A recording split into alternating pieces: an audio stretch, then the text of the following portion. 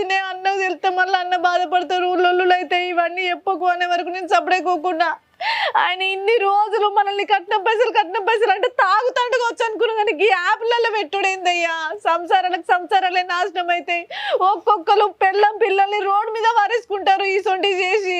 అరే అన్న మొన్నగా రమేష్ అన్న కొడుకు కూడా మొత్తం బెట్టింగ్లలో 30 లక్షలు ఓడగొట్టుకున్నాడట.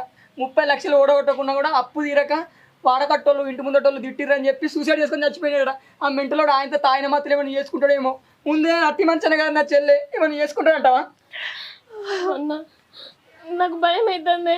ఆయన తాగిన మత్తులో కూడా సూసైడ్ చేసుకుంటే ఎట్టయితుంది నా బతుకు. అన్న పోదాం పాయ, నాకు భయం అవుతుంది. చెల్లె నువ్వు ఆగు, టెన్షన్ పడక అట్లా ఆగు. నీ పానం అసలే మంచిగా లేదు, ఆగు.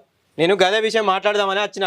పోయి మాట్లాడదాం పారి అందరం. గిట్నే చూసుకుంటూ ఉంటే ఏదో ఆపద వచ్చినాక చేతులు పట్టుకుంటే ఏం లాభం ఉండదు.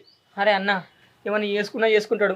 దానికి అడిక్ట్ అయిన వాళ్ళు అలా మైండ్ ఖరాబ్ చేయక అప్పుల పాలని చెప్పి